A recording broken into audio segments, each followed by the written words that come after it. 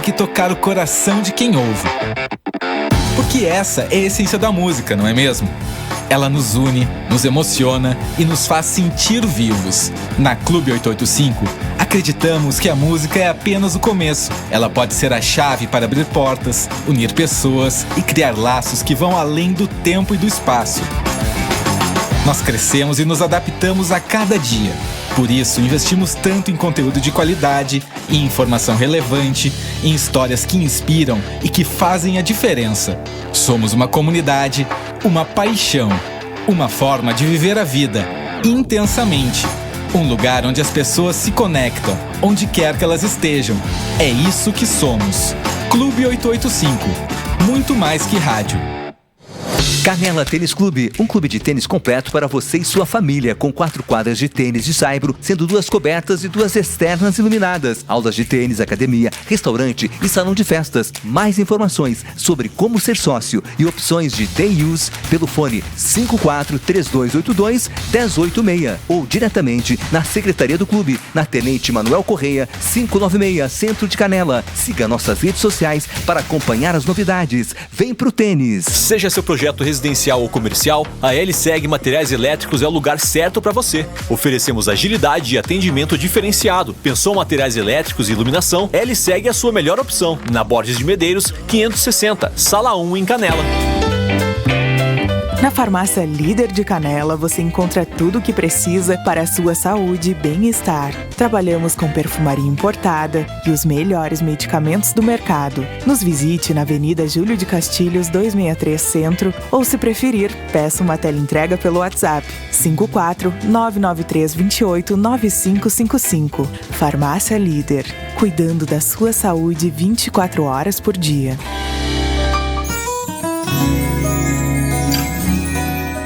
No Dia dos Pais, celebre o que faz esse amor tão único com a seleção de produtos do Rissul. Pro almoço em família, tem carnes com os melhores cortes e aquela cervejinha bem gelada. Pra sobremesa, tem chocolates deliciosos e tortas congeladas exclusivas. Tudo isso e muito mais você encontra no Rissul mais próximo de você. Aproveite! Dia dos Pais Rissul, amor que ensina a ser feliz. Beba com moderação. Visite o YouTube da Clube 885. Conteúdo exclusivo de qualidade. youtube.com/Clube 885. Música, cultura, entretenimento e muito mais. Clube 885. Muito mais que rádio. No ar na Clube, Happy Wine. Para você harmonizar com quem e como quiser. Oferecimento: Férreo Restaurante, Grande Hotel Canela, Chalé Baunilha, Vinhos Ave Maria. Boa noite, ouvintes! Bem-vindos! Santa Quinta-feira, mais um dia de Happy Wine aqui das 22 à meia-noite. Faz parte da programação da 88.5, muito mais do que rádio. Hoje eu dou mais um boa noite, além de mim, né? Karen de Nebira aqui ancorando as picapes da Clube. Boa noite, Bianca Carneiro. Boa noite, ouvintes, boa noite, convidada. É um prazer estar aqui mais uma vez. Já dando spoiler, teremos convidadas. Já dou uma boa noite também, Jéssica Piffer, que não é convidada. Boa noite, queridos ouvintes. Saudades de vocês. Estamos aqui novamente, né? Já tá com saudades da Fernanda aqui? Eu tô, amiga. Muitas saudades de ti. Tava com tantas saudades que eu roubei tua taça banhada a ouro aqui, ó. Já diria banhada a ouro, levando um pouquinho mais, porque, na verdade, quem está nos assistindo através tanto do Instagram, @HappyWineClube, como talvez dos aplicativos ou do site da Clube, já pode ver que Jéssica Piffer ostentou aí um pingente de taça. Uma joia de taça. Olha, muito bem, como fica bom. Muito Joia chique, né? Adoro vocês que traduzem tudo. E essa joia de taça foi permitidas. Nossa, fomos presenteadas pela Dara Joias de Taça. Pela Dara, muito bem. E sempre estão aqui na audiência. Que nos permitiu usar essa taça. Ter o privilégio de usar. Exatamente, que nos deram exatamente esse brinde, esse presentinho. Boa noite também aqui a nossa intercambista, a nossa estagiária. Boa noite, Mariana Dinebertil. Boa noite. Eu gostei que eu fui hoje introduzida como aquela profissão turista, né? Mas agora a gente voltou pra ficar, graças a Deus. Boa noite, ouvintes. Boa noite, colegas. É um prazer estar aqui outra quinta. Muito bem. E boa noite para aquela que, mais uma vez, está sempre nos ajudando nesse universo jurídico, digamos assim. Porque, na verdade, o Happy Wine é um programa que há 3 anos está no ar, sem, até agora, nenhuma intervenção jurídica, graças a quem? A Anne, que nos assessora. Anne Grau, boa noite. Muito obrigada por mais uma parceria. Boa noite, garotas, Happy Winers, Barbie Winers. Boa noite, obrigada pelo convite. Na verdade, eu nem recomendo, tipo, a Karen falou de intervenção jurídica, isso nem seria possível, né? Porque a Anne nos protege desde sempre. Falou, vai ser por isso. E nós estamos super bem assessoradas, juridicamente falando. Isso aí. Então, prestem atenção, muito mais uma vez. Mas antes da gente adentrar o mundo jurídico de fato, a gente vai falar um pouquinho sobre o que a gente está harmonizando com a data de hoje e esse mais um Happy Wine aqui na Clube.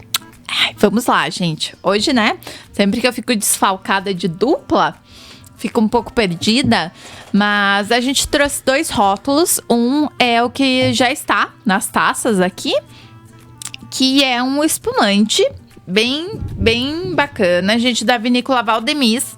Nós já tomamos outras vezes, vou aproximar para vocês terem uma noção. Gente, esse espumante aqui é um Brut Rosé. Vamos desmembrar um pouquinho ele, tá? Primeiramente, a questão do Brut é a questão do índice de açúcar que tem no espumante. A gente já falou daqui outras vezes. Geralmente esse índice, ele é aqui no Brasil sinalizado no rótulo. Então o espumante Brut é um espumante um pouco mais seco. Sempre que a gente fala de açúcar, pense em uma colherzinha de chá. Aliás, uma colherzinha um pouquinho maior, dividida ali com açúcar.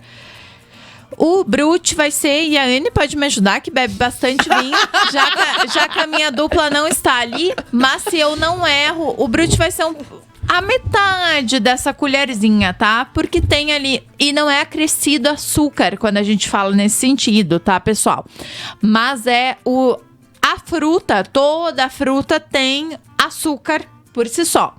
E a uva é uma das frutas que mais contém açúcar. Não é à toa que ela, ela produz vinhos, enfim. Que vira álcool, né? Exato. Que se transforma em álcool. Então, parte desse açúcar é mantido ali. E aí são feitas essas questões, né? Essa legislação, vamos falar assim, da questão do açúcar. Então existe a moscatel, que é um outro processo que a gente já explicou aqui, completamente diferente, que é um espumante bem mais doce. A partir da moscatel, a gente evolui para isso aqui, para Brut. A partir disso, aliás, desculpa, pulei uma parte. Existe a moscatel, a partir dela a gente vai para demi-sec. Da demi-sec a gente vai pra Brut, da Brut pra Extra Brut e da Extra Brut pra Natur. Então, basicamente é isso que a gente tem no mundo dos espumantes. Isso sempre vai estar sinalizado no rótulo.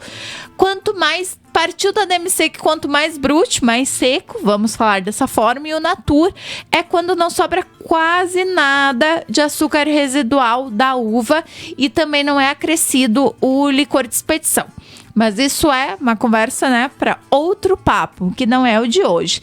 E a gente tá aqui, então, com esse espumante rosé, que eu adoro. É um rosé bem clarinho, bem delicado, para quem não gosta daquele rosé super vivo. Esse espumante, ele é muito bacana. Essa vinícola é de Flores da Cunha, uma vinícola também de imigrantes italianos, com bastante história. E é feita a partir da tradicional uva Pinot Noir. E tradicional principalmente para fazer espumantes. Então, quando a gente tem um espumante rosé, pessoal, a gente precisa obrigatoriamente ter uma uva tinta. Pra Pra dar dar, essa né, corzinha. a corzinha. Exatamente. No caso aqui é a uva Pinot Noir, que é uma uva tinta super delicada, super melindrosa, né? Eu gosto de usar essa que palavra. bom esse adjetivo. Melindrosa sempre me lembra o meu avô. Meu avô usava muito essa palavra. Meu avô usava essa palavra pra falar delicado, né? Então, melindrosa. E, gente, é um espumante aqui da Serra Gaúcha do método Charmat. Lembrando que o método Charmat todo espumante, ele precisa de uma segunda fermentação. E no caso do método Charmat, essa segunda fermentação ocorre em barricas barris de inox? tanques, desculpa, gente, errando 2 vezes. Tanques de aço inox. Então é o caso desse espumante Charmat. E a segunda fermentação é o que dá as borbulhas. Exatamente. Essa segunda fermentação é necessária para que as leveduras soltem todos os puns possíveis. Exato, para gerar as borbulhas, que também são conhecidas como perlade, que a gente gosta de chamar na tradução livre para o português, pérolas do vinho. Então, repetindo, temos aqui um espumante da vinícola Valdemis de Flores da Cunha, um espumante rosé, feito a partir da uva Pinot Noir, e o método Charmat, onde essa segunda fermentação ocorre em tanque, né? Método Charmat é isso. Todas essas informações, gente, de espumante é muito bacana, porque dá pra gente encontrar no próprio rótulo. A uva, a vinícola, tá super bem explicado aqui.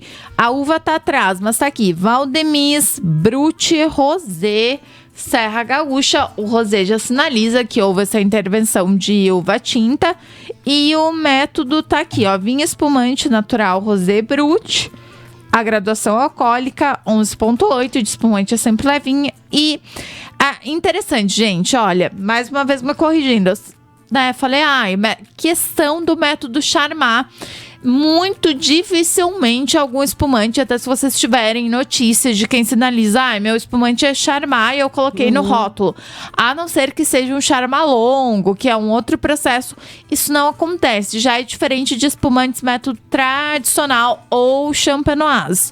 Isso sim vai estar sinalizado no rótulo, onde essa segunda fermentação ocorre em garrafa. Então, geralmente, quando isso acontece, o produtor quer enaltecer. E não que seja melhor ou pior, não é sobre isso, mas é um método mais ancestral, artesanal, exato, né? mais artesanal, que demanda mais trabalho, né? E então aumenta o valor da garrafa, exatamente, muito bem, mesmo? Bianca. Vai custar mais caro, então a gente tem que justificar quando a gente cobra mais. Então esse é um dos motivos pelo método tradicional estar bem explícito aqui na garrafa. Ele demanda muito mais tempo que o método Charmat. E quanto custa? Quanto essa vale aqui? o show? Gente, vale show? Gente, essa aqui na Pane. Na Pane. Aquele lugar incrível. Já é aquele lugar incrível, muito bacana. A Um gente baita falando... custo-benefício. Exato, o custo-benefício é que R$80. Se disser que eu vi o Happy Wine, fica R$80. Eu tava te olhando já, Bianca. Fica R$80, mas com o prazer de ter escutado, ter toda essa informação pra ir lá e adquirir a sua garrafa, essa informação gratuita, né? Mas, gente, é um espumante muito legal daqui. Com uma delícia, eu gostei com bastante. um valor muito bacana também, né? Se considerar aí R$80 dividido entre os amigos. Ô, Jéssica, dá pra fazer Vale a pena. mimosa com rosé também? Dá. Tanto faz, né? Exato, claro, vai mudar. Dependendo da quantidade de suco de laranja que colocar, vai alterar um pouco a tonalidade. Mas em questão de sabor, gente, bem tranquilo. Fica tudo coisa, igual. né, que muda. Inclusive, boa pergunta. Ótima pergunta. Estrelinha pra mim. Exato. Pra ti ou pra mim, pra dama? Ah, não, essa é minha, gente, olha isso, roubando a cena. E pegando a pergunta da Bianca, já fazendo jabá, mimosa é um drink clássico de brunch que a gente tem diariamente lá na Pane, né? O nosso brunch à la carte. Muito bem. Beijo. Beijinhos. Jéssica, eu vou te perguntar assim, essa coloração aqui desse rosé é casca de cebola ou é o qualquer? Deve ter um momento, Karen, vai. Vocês estão ótimas. É casca de cebola, gente. É bem delicado. É um rosé bem clarinho. Pra quem tá assistindo, a gente consegue ver bem a cor da taça da Karen. Que é essa descrição perfeita. E puxando esse gancho, casca de cebola é uma denominação de cor dada para os rosés, principalmente vinho rosé tranquilos mais nobres do mundo, que geralmente vem da região da Provence, na França. Hoje a gente não pode aplicar tanto essa regra, existem vários produtores no mundo produzindo ótimos rosés com cor casca de cebola, mas quem lançou a tradição de rosé foi na França e originalmente não se existia esses rosés muito intensos, né? Então essa cor casca de cebola era considerada, né, a questão dessa nobreza do vinho rosé, né? De não ser tão intenso. Não significa que seja um espumante ou um vinho rosé tranquilo. Se pegar com uma cor que não seja casca de cebola, uma cor mais intensa, ele não vai ser um vinho de qualidade. Que tem vários que são bem escuros, Exato. né? E isso se dá o contato da casca. Gente, o que passa a cor pro vinho, a gente já falou isso outras vezes. Todas as uvas, se a gente for chupar uma uva, tirar ela do cacho, vai ver. O miolo é claro, exceto existem algumas uvas que o miolo é um pouquinho mais rosado. Olha. Existe isso. Uma moscato, inclusive, e existem algumas outras, tá? Uma da família moscato. Mas, no geral, as uvas são clarinhas por dentro e a casca que dá cor. Então, uma uva tinta, sei lá, Taná, Malbec, ele é escuro, com uma intensidade maior, mas o miolo, né, clarinho. A gente, só pra quem não escutou a gente no último programa, puxão de orelha, mas enfim, a gente tomou um rosé que não era feito dessa forma, né? Foi usado numa barrica de tinto. Sim. E por isso ficou uma coloração. Mas isso é uma coisa raríssima, é o primeiro feito dessa forma. É muito bacana. Existe isso, mas como foi mencionado, o primeiro foi feito no Brasil, foi feito um teste, mas existem outras formas também. Tem uma forma de fazer corte, rosé de corte, que daí é uma uva branca e uma uva tinta. O método sangria, que é bem tradicional, mas é um método mais complexo, não vou explicar. Mas não vou explicar, não estou afim. Não estou afim, não vou entediar, mas a gente já falou desse método aqui. Mas o método mais tradicional de se fazer rosé é pegar, gente, a casca e deixar ali um pouquinho e depois retira. Aí fica a critério do enólogo. Eu quero um rosé mais clarinho, eu vou deixar 1 hora, 2 horas ali. Eu quero um rosé mais intenso, vou deixar descansando mais tempo. Mas principalmente, além desse tempo de descanso com a casca, o tipo de uva deve ser considerado. Por exemplo, eu vou fazer um rosé de Malbec e eu vou deixar 2 horas a minha casca de Malbec descansando ali no mosto. É claro que eu vou ter um rosé mais intenso. A Malbec, por si só, é uma com a casca mais grossa, com bastante tanino, com essa questão, eu não me fugiu a palavra, tintura ali da casca. Me corrijam, entendedores. A melanina da uva. A melanina da uva, essa questão, né, vai intensificar. Aqui a gente tá falando de um espumante Brut com a uva Pinot Noir, que já é uma uva com uma casca mais fininha, com menos tanino, com uma cor tinta não tão, né, forte, intensa. Proeminente? Isso existe? Existe. Proeminente? Então, com uma cor não tão proeminente. Então, a gente está falando por si só de um espumante Brut Rosé mais delicado. Então, também fica aí a critério. Tem gente que gosta de rosé mais intenso. Quanto mais intenso for a casca, se a gente tiver... Tu te lembra que a primeira vez que eu tomei um espumante tinto foi numa degustação contigo? Exatamente. Tomamos um porre juntos nesse dia. Da Guatambu. Na Guatambu, gente. Não lembrava. Foi feito. Até a Anne, muito bem lembrado. Eu não lembro com qual uva é feito aquele. Eu lembro do nome do espumante da vinícola. A uva eu não lembro, né? Mas é um espumante muito interessante e fica muito tempo em contato com a casca, o mosto ali.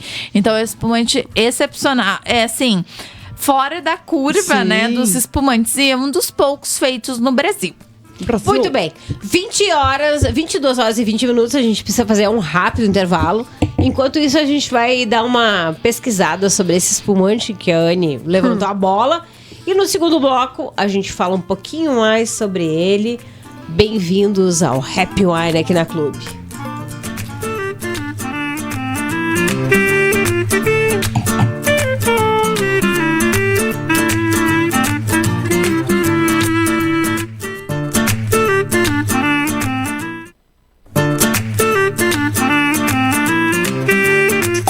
Você está ouvindo Happy Wine. Esqueça as regras e vem ser feliz. Muito mais que rádio. Muito mais. Clube 885. Agosto está chegando e a Confrapet te convida para a sua campanha de vacinação contra a raiva. Seu amigo precisa de todos os cuidados e prevenção, e a Confrapet espera você com todo o carinho. Confrapet, tudo para o seu queridinho de estimação. Retire seu ticket no guichê e embarque nesta experiência gastronômica. Seja bem-vindo ao Férreo. Somos um restaurante e fiambreria situado na estação Campos de Canela. Um lugar revitalizado, mas que carrega o patrimônio de todos os canelenses. Servimos tábuas, petiscos e comida sem frescura. E você pode sentar no vagão ou na estação. É como pegar o trem da história. Férreo Restaurante e Fiambreria. O tempo passa, as histórias ficam. Agenda Clube. Quinta, 22 horas. Happy Wine. Descomplicando vinho e outros assuntos. Sem papas na língua. Clube 885. Muito mais que rádio. Você está ouvindo Happy Wine. Esqueça as regras e vem ser feliz.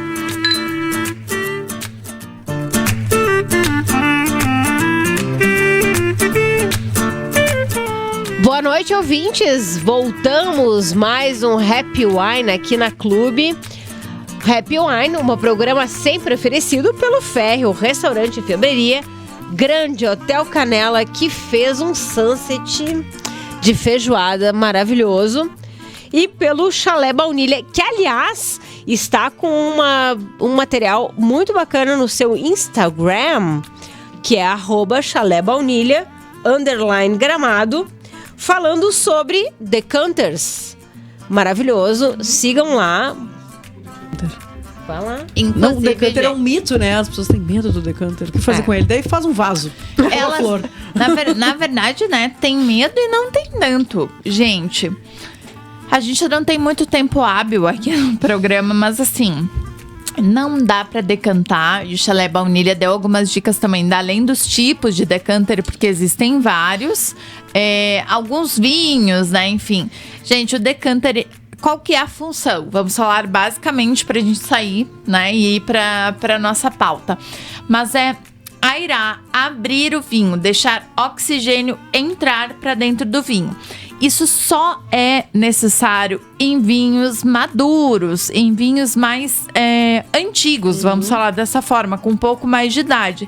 Não faz sentido nenhum, por exemplo, você pôr um vinho rosé dentro de um decanter, ou até um vinho tinto. Agora, nosso segundo vinho será um vinho tinto jovem dentro do decanter, porque só vai deixar o ar, quando o ar entra, começa um processo de oxidação dentro do vinho. Esse processo pode ser super bacana em vinhos que já estão mais maduros, há mais tempo dentro da garrafa, mas ele não é um processo legal para vinhos jovens. Não faz sentido eu pegar esse Malbec que a gente vai abrir agora e jogar num decanter. Vai entrar em um monte de ar, esse vinho vai começar a ficar com um gosto levemente mais ácido do que o normal e características mais avinagrados. Então, se você tem um vinhaço que você ganhou, enfim, que você comprou e você investiu nele, vinhos geralmente, gente, tudo no mundo do vinho é exceção, mas com barrica, esses vinhos, eles têm potência, eles têm tanino, eles têm potencial de envelhecimento. E o potencial de envelhecimento diz que o vinho ele vai evoluir e se transformar melhor dentro da garrafa. Então o decanter, ele ajuda esse vinho a se expressar melhor na hora de servir. Preso ali na garrafa, né? Ele vai demorar mais pra abrir e mostrar todos os aromas e o potencial. Exatamente. O decanter, ele abre as asas desse pavão, quando de fato, né, precisam ser abertas. Então o decanter é um acessório lindo. Se vocês quiserem usar para decorar e colocar água saborizada ali dentro, se vocês não têm um vinho à altura, usem sem dó. Ele vai ficar Chalé Baunilha, lindo. compra o seu decanter. Exato, compre o seu decanter. Quero decorar a minha mesa com flores e colocar um decanter, é lindo. Mas assim, só usem o decanter para o vinho se de fato o vinho precisar. Só uma pergunta bem rapidinho, pra gente não entrar muito, mas só quanto tempo deixa o vinho vinho no decanter? Isso depende muito, tá, Bianca? Mas vamos pegar uma média aí de vinhos muito bons. E vamos já aí, né, tipo, subir a régua aí. Vamos falar de Barolos, Brunelos, que são vinhos italianos. Tem outros Bordeaux, franceses. É claro que tem vinhos brasileiros também que podem. Mas em média aí 40 minutos a 1 hora. Aí tem... Exato. Você vai receber os amigos, você vai... Esse não é um vinho para aquele date rápido, entendeu? Não usem decanter, né? Até porque vocês não vão querer investir em um decanter e um vinho pro date rápido. Mas assim, não coloquem, né, aquele vinho...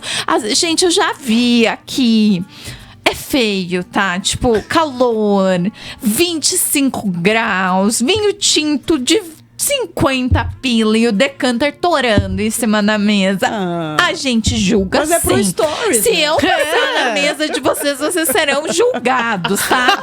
Não serão. solicitem no restaurante, não Na façam. Pane é proibido. Na Pane nem tem, a gente nem tem decanter, a gente não serve vinho desse nível, tá? Muito bem, pessoal. Depois dessa aula de decantar, a gente vai adentrar, então, a um assunto, porque, né, Anne Grau já veio aqui por conta disso. A gente vai falar um pouquinho, en passant, sem spoiler, por favor, meninas, sobre o filme da Barbie. Já que a gente tá tomando um vinho rosé. E estamos falando também sobre decantar alguns assuntos, não é mesmo, Anne? Anne, não foi isso combinado. Ela tá com aquela cara, oi? Quando é que vem a pergunta? Eu vou falar sobre... Vou abrir meu coração, gente. Tava muito empolgada em ver o tal do filme da Barbie. Assistimos todas as Happy Wines, fizemos uma sessão no domingo. E assim, eu não entendi o porquê tanto da tese acadêmica por conta do filme, gente. Não, eu assim, posso falar? Pode, mas é claro. Eu achei muito inteligente o filme. Né? Eu acho que esse seria um bom adjetivo, assim, pelas sacadas, tanto estéticas, de resolução estética do roteiro, né? O roteiro muito bem feito e as soluções pra fazer aquele mundo Barbie Land ali, né? Bom, isso aí não é spoiler, né? E pra abordar o assunto, né? Que é uma coisa que faz um nó no teu cérebro, pra quem tá vendo, né? Porque tu faz todo o contrário do que a gente pensa, e daí volta, daí desvolta e vai de novo. Eu tô falando meio, né? Coisas que não fazem sentido pra quem não viu. Mas é isso, assim, e acho que provoca muito. Nós somos pessoas aqui, mulheres, que falamos muito sobre feminismo e tudo mais. Então, pra nós, talvez não tenha um super impacto, né?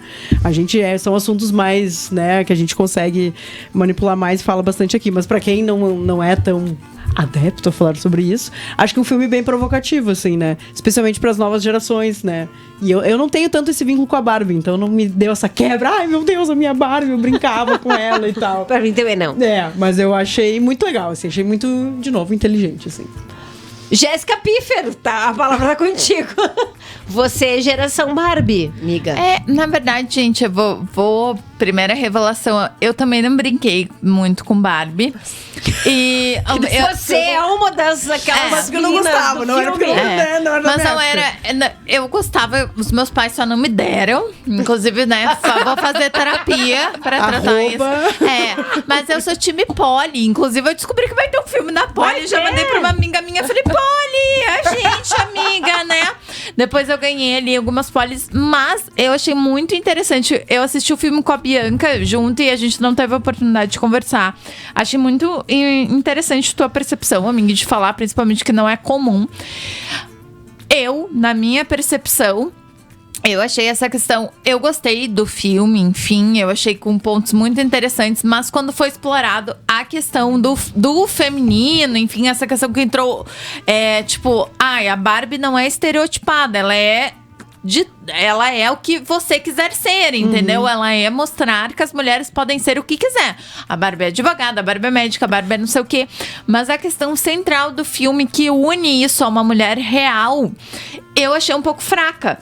Mas escutando a Bianca falar, foi fraca ao meu ver. E eu já falo sobre isso, eu já falo sobre feminismo, enfim. Eu convivo com mulheres que são as minhas amigas que já defendem isso, que são super feministas. Mas é óbvio que para toda uma geração, aquilo ali pode ter feito super sentido de uma maneira sutil e delicada e também de introduzir sem forçar a barra ao que é o filme. Então, eu acabei de analisar o filme sobre outro ponto, como é legal conversar. É que é usar um recurso que é a Barbie pra falar desse assunto, pra né? falar sobre isso. Isso não é spoiler, obviamente. Não, isso é o que a boneca é. E principalmente, né, eu acho que a questão central, que está todo mundo falando, todo o auê, é que o Ken... Gente, eu tenho que falar. O Ryan Gosling como Ken. Eu não tava. Gente, eu juro, perto de toda a expectativa do filme, eu não tava com nenhuma expectativa, porque na minha cabeça não tava fechando como ele era o Ken. Exato. Enfim, não consegui imaginar. E quando eu vi, eu falei, pronto, agora eu entendi. Ele foi E pra muito mim, bem. juro, Exato. foi a melhor parte do filme. A caça lá, Mojo Dojo Caça House. Eu não. Juro, Eu não quero eu dar vi spoilers, aquilo e mas eu pensei, é uma pronto. sagacidade. Eu vi aquilo e eu pensei, pronto, tá aqui, sabe, a alma desse filme. É essa questão que eu acho, isso que a Bianca falou de sagacidade, é a questão do pertencimento, que sempre foi a questão, se tornou a questão ali do Ken. Ele estava feliz e ele ficaria super feliz sendo só o Ken. Mas aí ele descobriu em algum momento que...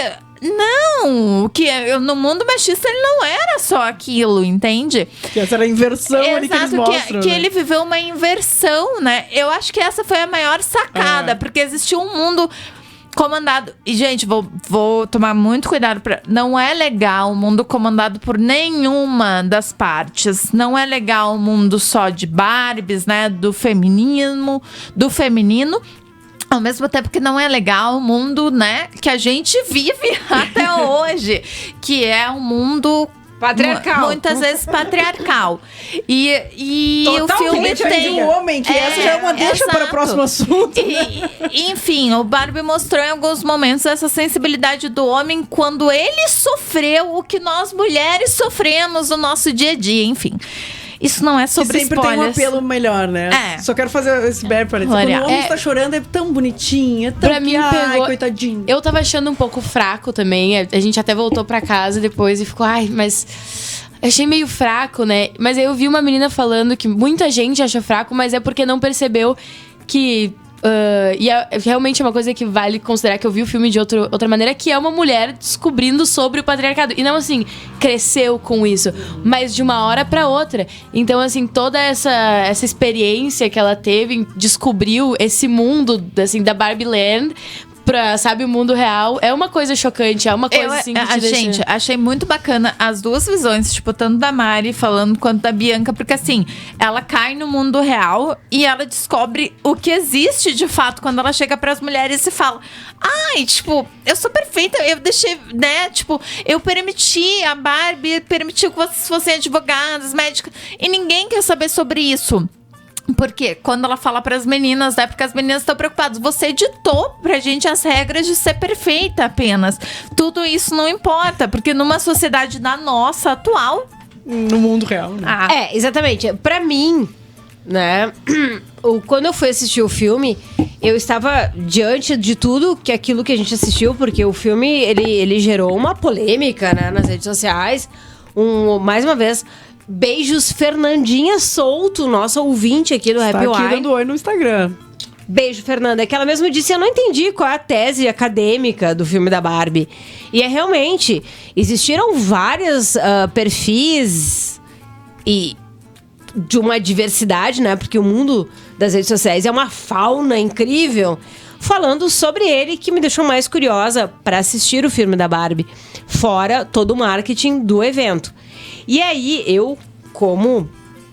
E aí, cada um tem as suas perspectivas. E realmente, quando eu assisti o filme, ele realmente é bonitinho, ele é leve, ele tem as suas questões muito bem feitas e muito bem construídas dentro do propósito do filme. Eu voltei pra casa dizendo assim, tá, mas pra que tanta discussão? Gente, é muito leve, é muito saudável, é muito salutar, é muito simples. Ele tá numa forma muito linear de discussão. Pra que tanta discussão? E eu sempre fico pensando, e agora, desculpem, gente, 22 horas e 35 minutos aqui no Happy Wine. Pra mim, Karen, toda essa grande discussão com relação às mensagens subliminares, que não são subliminares, são muito objetivas do filme, pra quem tá tão chocado assim, eu só pergunto, em que planeta que vocês vivem?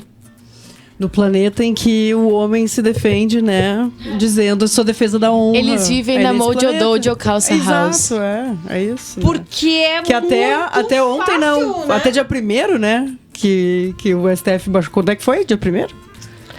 Muito bem, 1º de agosto já deu a deixa. Hoje é 3, 22 horas e 36 minutos. A gente agora vai para um rápido intervalo, porque no terceiro bloco a gente vai precisar da assessoria jurídica aqui para não ser presas. Boa noite, gente. Fiquem aí, porque o terceiro bloco promete.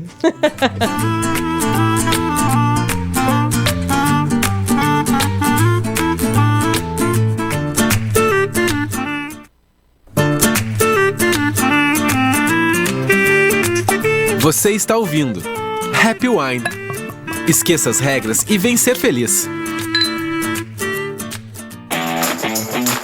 Muito mais Clube 885. Conteúdo, música, podcast, YouTube, Instagram, blog, site, app, vídeo, foto, texto, entrevista e informação. Clube 885. Muito mais que rádio. Retire seu ticket no guichê e embarque nesta experiência gastronômica. Seja bem-vindo ao Férreo. Somos um restaurante fiambreria situado na estação Campos de Canela. Um lugar revitalizado, mas que carrega o patrimônio de todos os canelenses. Servimos tábuas, petiscos e comida sem frescura. E você pode sentar no vagão ou na estação. É como pegar o trem da história.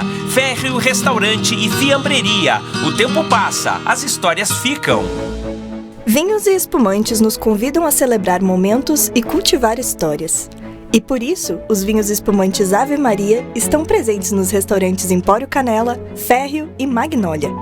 Venha degustar e conheça mais os nossos produtos também através do nosso Instagram, @vinhosavemaria, e adquira pelo nosso site, vinhosavemaria.com.br. Vinhos Ave Maria, deguste o bom da vida.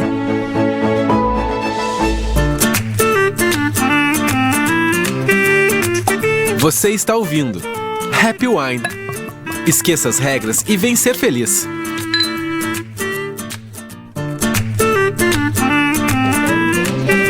Boa noite, ouvintes! Bem-vindos ao terceiro bloco aqui do Happy Wine na Clube. Esse programa que é sempre oferecido pelo Férreo, Restaurante e Fiambreria, Grande Hotel Canela, Chalé Baunilha. Sigam lá, Chalé Baunilha, _Gramado, para ver mais dicas de como deixar a sua casa deliciosa. E também o Vinhos Espumantes Ave Maria, nosso mais novo anunciante. Sejam muito bem-vindos todos vocês. Jéssica Piffer, já sei que, assim como a gente está falando aqui dos espumantes rosés, é uma entusiasta dos espumantes da Ave Maria, né? Pode falar, Jéssica. Eu adoro, tava engolindo a que eu vinha. Tava até com saliva na boca, né? Karen me pega desprevenida, assim. Mas sou entusiasta e sou fã desde o início do projeto. Gente, se tiverem a oportunidade de provar, está disponível nos restaurantes no Magnólia, no Férreo, eu sei que estão, mas logo Léo vai disponibilizar, né, vendas para a loja também. Eu, Jéssica, nunca provei um espumante método tradicional com tão bom custo-benefício e tão jovem quanto eles. Então, na minha opinião, eles atingiram um padrão de excelência muito rápido e por um preço super acessível. Voltando, gente, método tradicional é o que eu falei, é que vai escrito no rótulo, método tradicional ou método champenoise, que foi desenvolvido na França e é o mesmo método do champanhe. Então é quando a segunda fermentação ocorre em garrafa, isso demanda tempo, processo, conhecimento desse processo, né? E muito padrão de qualidade. O Ave Maria já com menos de 3 anos, né? Léo que me corrija se estiver escutando, Maria Regina. Mas eles já entregam isso. Sou fã. E, inclusive, ontem eu abri o meu e guardei bem guardadinho, né? No vácuo, pra eu continuar tomando até sábado. Muito bem. E pra quem não quiser, então, degustar os vinhos Ave Maria, tanto no Empório como no Magnolia ou Férreo, pode também degustá-los pelo site vinhosavemaria.com.br e depois nos digam aí, gente. Manda no WhatsApp, manda pra gente pra dizer o que vocês pensaram, sentiram, provaram sobre essa experiência. 22h41. Muito bem. Depois dessa... pouco spoiler do filme Barbie, agora a gente vai dar todo spoiler a respeito da decisão do STF, divulgada nesse 1º de agosto, início desse mês, com relação... E é por isso que hoje a gente tem aqui ela, Anne Grau, essa mulher advogada. Achei alguém que fala mais do que eu, gente. Presidenta da OAB, para nos defender sobre a invalidação do argumento de defesa da honra para crimes de feminicídio. E largou. 22 Essa é a deixa, Bianca. Eu queria entender o que é honra pra vocês, né? Anne, o que é honra, afinal de contas? Eu queria saber se isso vale pro contrário. Se a gente pode também cometer um crime, né? E também fazer essa coisa. Matei por crime de honra. Vai, Barbie, advogada. Essa Barbie é advogada. Essa Barbie é real. Inclusive, eu falei muito obrigada pelo convite, porque nós estamos em agosto, mês da advocacia. Olha, a gente sabia disso, né? Chupa! 100% programado. Isso. Na próxima sexta-feira é o dia do advogado, da advogada. Então, muito obrigada, garotas, pela lembrança. É uma honra. E me falaram que eu não sou reserva da Fernanda Ques, né? Então, tá tudo certo. Eu já falei, não é. Tu é a nossa convidada. Tu é única. Carem os porquês, tá? O nosso Código Penal é de 1940. Meu Deus. Como? Tipo assim, acabou. Como? Eu vou me embora desse programa. Isso diz muita coisa. Tchau, adiós. Vai, Anne. Tá, mas vamos lá. Então, o que acontece? Isso, entre advogados, enfim, e me desculpem se eu falar em juridiquês, tá?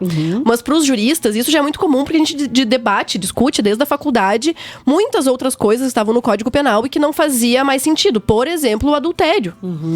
Mas claro que a sociedade evolui e as interpretações também. Peraí, Anne. O adultério... Não, é isso, é voltar. Pode deixar no último o adultério, ele continua... Não. Tá. O que eu digo é, eu já saí dos bancos da faculdade há um tempo, mas eu me lembro na época da faculdade, nós já discutirmos isso. Então, há poucos anos atrás. Não vamos falar sobre data. Enquanto estudante, já fala, gente, mas como assim que o Código Penal é de 1940 e a gente tem conceitos agora no século XXI que a gente deve utilizar? Então, por isso que já existia uma discussão há um tempo atrás sobre a questão do adultério e agora mais fortemente, porque essa ação que tramitou no STF, que foi julgada essa semana, a finalização do julgamento, ela entrou em 2021, então foi bem rápida a tramitação. Não era usual num julgamento se levantar ultimamente a tese de legítima defesa da honra. E aí, fazendo um recorte, existem várias legítimas defesas, né? Então, em muitas situações, eu me defender, eu consigo arguir essa legítima defesa num assalto, ou enfim... Justificar o meu ato. Inclusive, esses tempos, eu tava com um colega da academia que me contou que ele teve uma briga de trânsito. E aí, não sei o que, o cara saiu com um porrete, parará, e ele pegou o porrete, sentou na cabeça do cara e deu um auê. Não julgo. Não julgo. E aí eu falei, fulaninho, como assim? Não, mas você tava me defendendo, né? porque o cara veio com porrete pra cima de mim. Eu falei, não, tudo bem, a gente pode e deve se defender. Só que existem limites. Em toda legítima defesa, existem limites. E um dos institutos da legítima defesa era a da honra, que era muitíssimo mais comum de ser utilizada por homens quando em julgamentos não só de homicídios, mas também de agressão. Porque também poderia ser utilizado, às vezes, né, uma briga doméstica, enfim, e o homem argumentar isso. O que o STF determinou é que, apesar de continuar estando no Código Penal de 1940, e aí o que eu parei pra pensar hoje pra falar sobre isso era qual era o contexto da década de 40. Nós estávamos na era Vargas, num regime ditatorial, tanto que foi muito debatido agora nos últimos tempos a questão do futebol feminino, porque na era Vargas o futebol foi para mulheres, foi proibido, criminalizado, enfim. Então nós tínhamos todo esse contexto. E por que isso? Porque no Brasil Imperial, nas primeiras legislações, a mulher era propriedade do homem. E aí a gente vê isso nas pequenas coisas. Por exemplo, ontem eu tava vendo uma escritura antiga dos anos 60, mais ou menos. E que aí dizia, o senhor João com a senhora Maria, casados, bababá, adquiriram um imóvel tal, ambos, profissão, acho que eram agricultores, inscritos no CPF número tal. Mesmo CPF? Não era o mesmo. É que era só o homem que tinha direito a ter um CPF. Ou seja, se ela resolvesse se separar, Anne, o bem ficava pra ele? Não que ficava pra ele. Mas era uma coisa na divisão de bens. Senso comum. Mas é que legalmente só o homem poderia representar juridicamente uma mulher. Mulheres, vocês têm noção dessa fala da Anne? Mulheres que nos escutam, homens que nos escutam, homens que nos escutam. De quando a gente fala, a gente não tá aqui pregando coisas, falando, mas de quão absurdo eram os direitos das mulheres. Não, eram e até pouco tempo atrás. Porque vocês imaginam que nós, em 2023, estávamos discutindo, o judiciário parou pra discutir se era viável ou não argumentar uma legítima defesa da honra. Mas eu tenho uma pergunta, Anne, tá? Essas questões, hoje mesmo a gente estava falando da questão de leis trabalhistas, enfim, de outra situação. Mas, né, quando isso vai poder ser votado e discutido novamente, e independente de tipo, situações políticas, né? Seja esquerda, seja de direita, seja alguma coisa que seja, né, conivente com a realidade atual e com a época atual e que seja benéfica para a maioria. O que tu diz por votado? Essa modificação, eu não sei me expressar muito bem no juridiquês, é que tu mencionou essa questão de coisas de 1940, de 1960, de Código Penal. Isso. Jéssica, isso demandaria uma reforma estrutural, um debate gigantesco. Porque nós tivemos, por exemplo, o último Código de Processo Civil, aliás, o último Código Civil, ele é de 2002. E antes ele era dos anos 70. Para nós reformarmos uma lei civil, foi necessário um grande debate de Congresso com muitos estudiosos para formar um Código Civil. O Código Penal, desculpa o linguajar, mas o buraco é bem mais embaixo. Sim. Então, para nós suscitarmos um debate desses, depende de muita boa vontade política ou de pressão.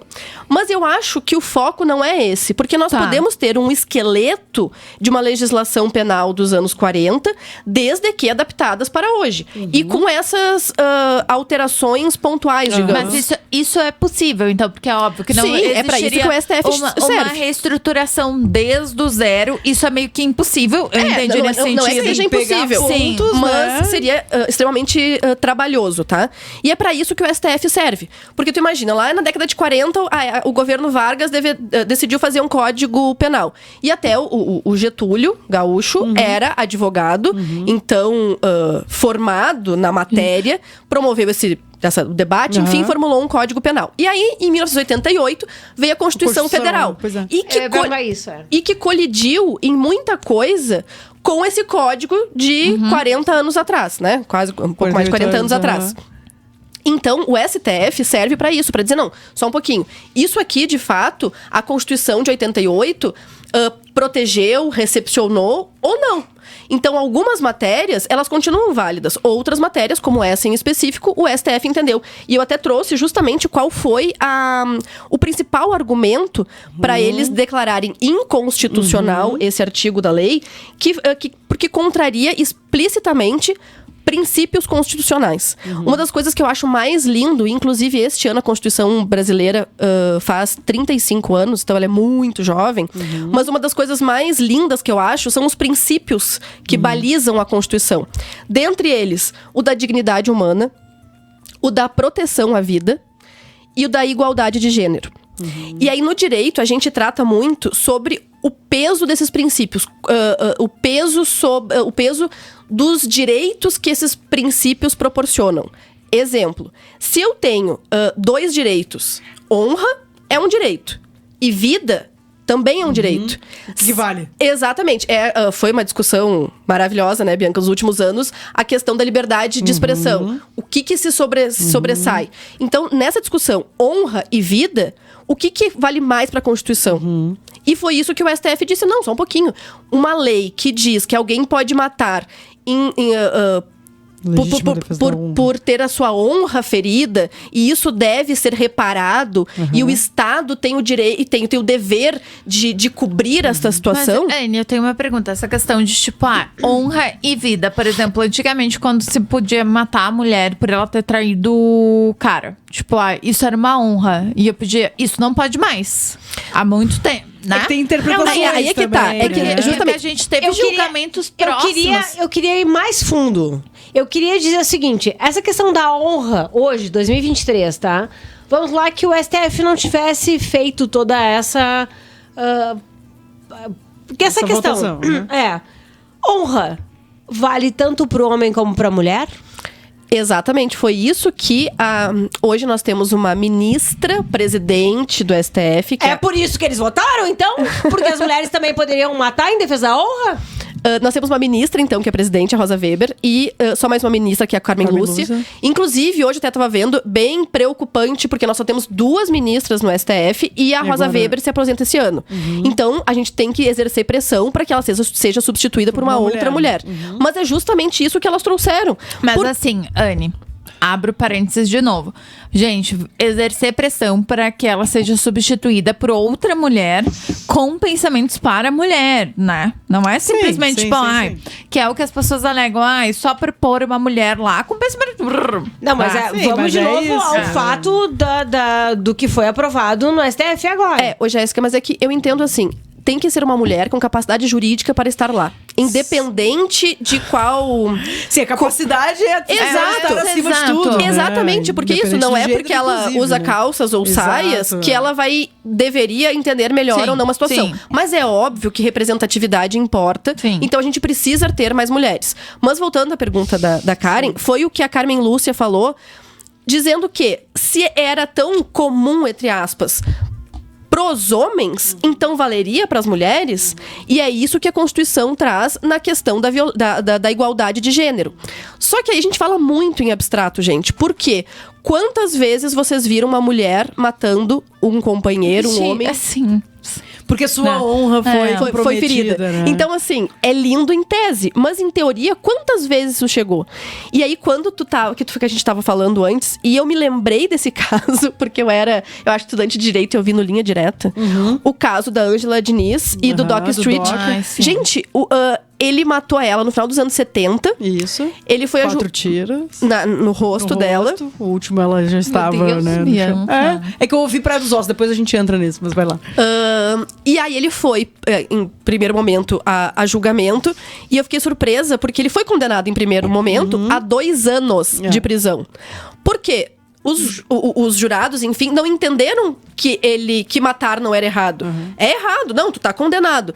Mas a gente te desculpa porque, afinal de contas... Era júri popular, né? Então... Não, sempre, nesses casos, quando existe um homicídio doloso, sempre vai ser júri popular. Que reflete o pensamento da sociedade naquele momento, homicídio doloso? Oi? Não foi homicídio doloso. Ele quis matar ela. Exato, com dolo. Doloso é É com dolo, exatamente. Doloso. Mas é essa questão, né? Ah, tá, sem dolo, com Isso, dolo. Dolo é doloso. Mas era essa questão que eu ia dizer, Não seria né? culposo. Só buscando esse gancho. Mas eu sempre me confundo nisso, porque o culposo é sempre, tipo... Sim, aquela coisa do deferido e indeferido, o que significa? Eu tenho um Mas- meme na cabeça. Culposo, sem intenção de matar. Aí eu não consigo, não. eu também, me confundo mais. sou nessa chave. Mas essa questão é exatamente isso. Reflete a sociedade da época, que era isso, né? Ô, gurias, assim, sensacional nós discutirmos sobre isso, tá? Mas só pra gente entender, não era comum ser utilizado, tanto que essa ação foi ingressada por um partido político. Pelo PDT. Exatamente. Então, assim, não era uma coisa usual no judiciário, mas excelente que teve essa discussão. Porque eu me lembro que na minha época de estudante de direito, eu participei, assisti um júri aqui em Canela, nessa mesma situação. Inclusive, eu conheci a família da vítima, o cara matou ela, não sei, bom, eu não vou entrar em detalhes, Sim. mas ele matou ela aqui em Canela e a defesa dele alegava isso. E eu me lembro que eu tava no salão do júri aqui de Canela dizendo... Que? Revoltada, tipo, né? Gente, Não, os filhos dela, criança chorando. Imagina. E aí eles estavam dizendo isso, que a honra do cara, porque, fofoqueiro, falou que o cara era isso, era, né, era corno, sim. era não sei o quê. Então ele tinha que lavar a honra dele com sangue. Sim. E eu pensava assim, gente, eu tô estudando direito em 2000 e tanto, e eu tô Sim. escutando isso. Gente, Não, é inacreditável, né? Anne, parabéns. Se eu fosse advogada ou similar, eu já teria tido uma licença cassada, porque eu já teria prejudicado a minha honra e dos outros, né? Assassinando homens. Jugular do filho da puta que falou isso. Exatamente. Mas essa questão do DOCA, né? Só pra eu fazer essa sugestão pra quem tá nos ouvindo, já que estamos numa rádio, né? Existe um podcast chamado Praia dos Ossos, que conta exatamente essa história da Ângela Diniz, que era uma socialite. Ele também era um socialite, mas não se usava essa palavra Playboy. para homens, né? E é muito, muito bom, é um conteúdo muito rico, e fica a dica, e também a dica, já puxando esse outro gancho, que essa história, a história da Ângela Diniz, também está sendo contada em filme, e é um dos filmes selecionados do Festival de Cinema E, de gente, Gramado. e sabe o que- Só finalizando, Desculpa. ele vai ser exibido no sábado, dia 12, com a Isis Valverde, ela estará no tapete vermelho também. Então, pra quem quer, além de escutar o podcast, enfim, conhecer mais a história, prestigiando o evento, o filme que se chama Ângela, né, que vai contar exatamente essa história. Eu queria pegar a tua fala, na verdade, Bianca, pra expor uma situação aqui que é óbvia, mas enfim, a Ângela Diniz, como a Bianca disse, era uma socialite. Então, esse caso teve uma grande repercussão, e não que signifique menos, mas assim, era uma pessoa abonada, com instrução, que se relacionou com uma pessoa com instrução. Impacto público muito exatamente. isso que- E aconteceu isso. Isso acontece no Brasil. E A cada 4 minutos. A Bianca, eu ia falar, Bianca, que é dos dados, acontece A Carmen Lúcia falou a isso. cada 4 minutos, segundo a Carmen Lúcia, com outras mulheres. Gente, isso é absurdo.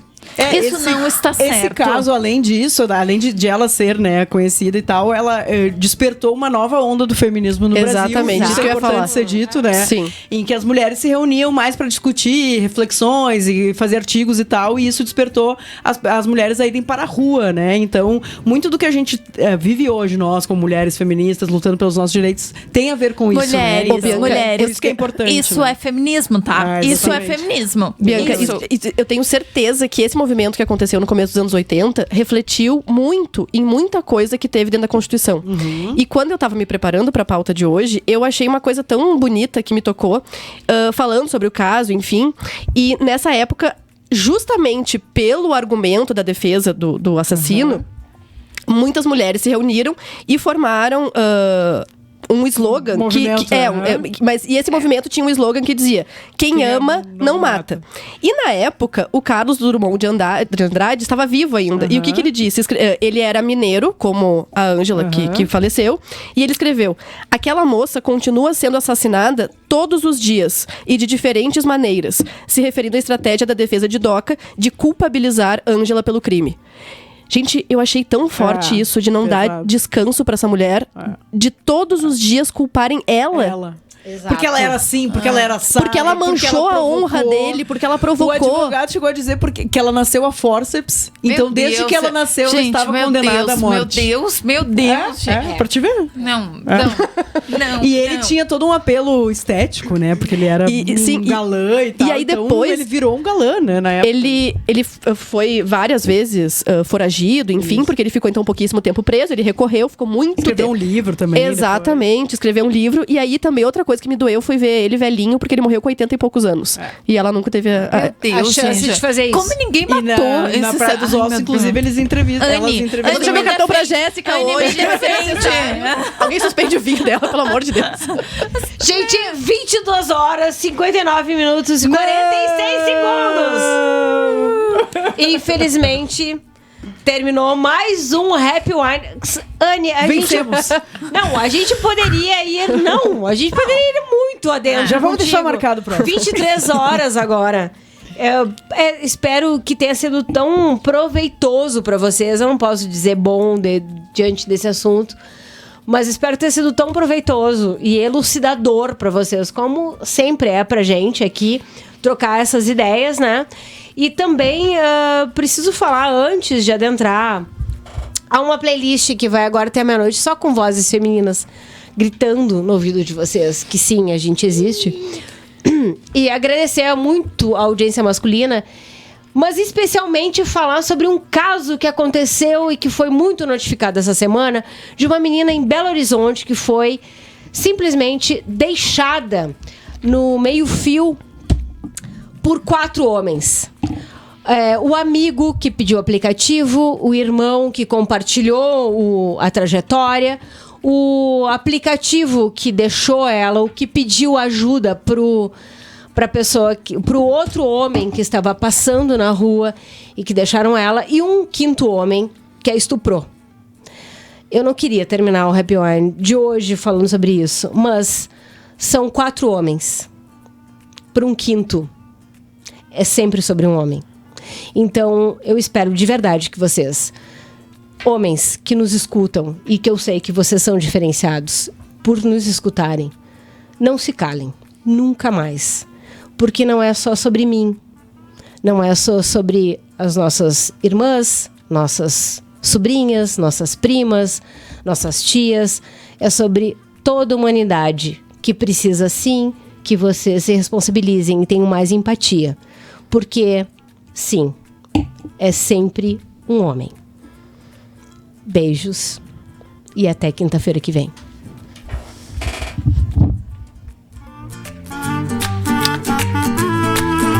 Eu queria ter falado sobre esse.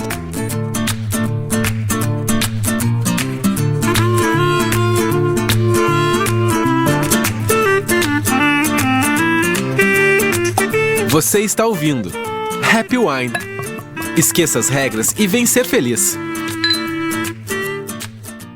Muito